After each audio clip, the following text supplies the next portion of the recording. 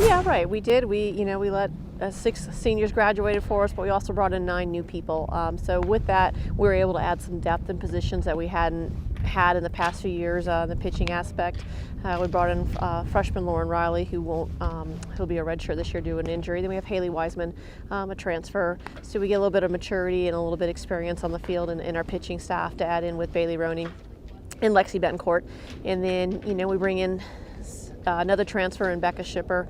Becca, we're going to work behind the plate and work in the outfield. So once again, they've seen the college atmosphere. They've been through a season. That can also give us a little bit of more maturity, a little bit of leadership going in with such a young class. And from the freshman standpoint, they're everywhere. They're everywhere. They're in the outfield, and they're in the infield. So everywhere we look, really, our team's completely different. It truly is. Some returners are in different spots this year due to vacancies by some upperclassmen. So, with the exception probably of a pitcher and a catcher, everybody's in a completely new spot for the 2016 season. Definitely. With Haley Pace, she's one of those people who moved. She moved from second base to shortstop, her natural position.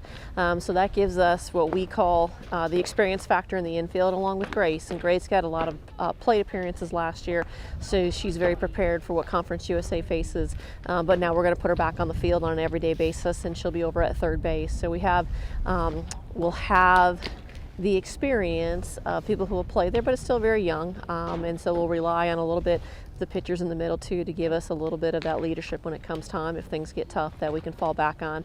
But the great thing is they get a lot of reps in practice because we're not incredibly deep in the infield.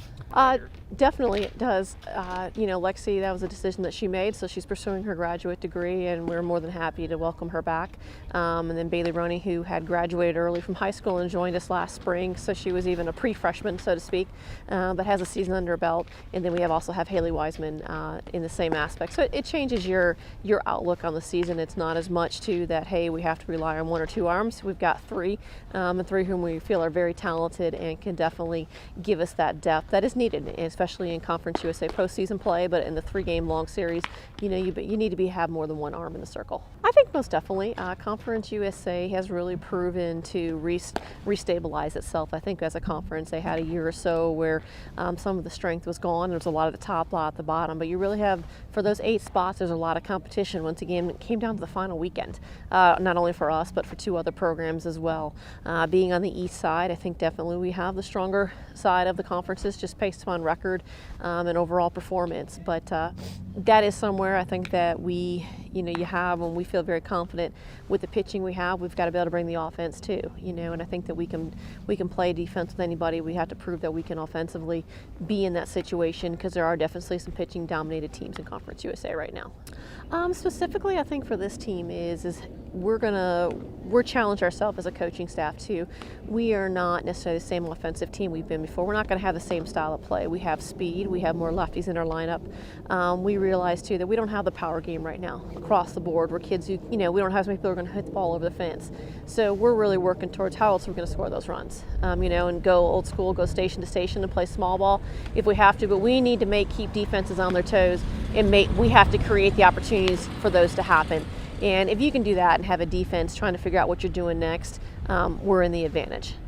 Well, the weekend weather is probably obviously getting everybody's attention, but that's part of being in North Carolina, I think, at this time of year. And it's a great thing. We do our best to stay at home as long as we can in February. We've managed to do that again this year until we head down to Florida at the end of the month. But it's great to have UMass in town. We've had a lot of interest from A-10 schools since we've left to come down and participate in our tournament, so we're always welcome to join that. And UMass was always a great rival in Atlantic 10, and 2 other teams who we do not have any, that in my coaching career I do not have any experience playing against, but I think they're both teams that are looking to rebound from seasons they've had in the past. And I think actually usually the advantage goes to Charlotte as far as being outside and so forth, but we're prepared that we're kind of playing in their climate here this weekend. But then again, we're out here every day this week making sure we're adjusted to it. Honestly, every team will tell you that they're ready to play somebody else besides themselves, and that's very true in our case. I know our pitching staff would like to have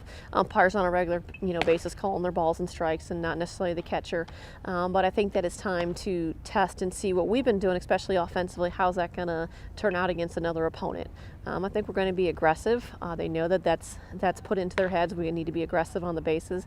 And defensively, we have to make the routine plays, and we're always pushing them to make the great plays. But we spend a lot of time on fundamentals, and we feel that if we have the basis for that, that's going to carry us through in the game situations. Most definitely. We know that our fans and our the parents will be out here and support. And yes, it is going to be cold, but if you can take a couple hours, layer up, and come on out. We always like to have the stands full. The sun's going to be shining, so that's always good for another 10 degrees. We can tell people on that, but it's early. But it starts now for us, and it goes all the way through May. So we hope that we can get as many people here as possible.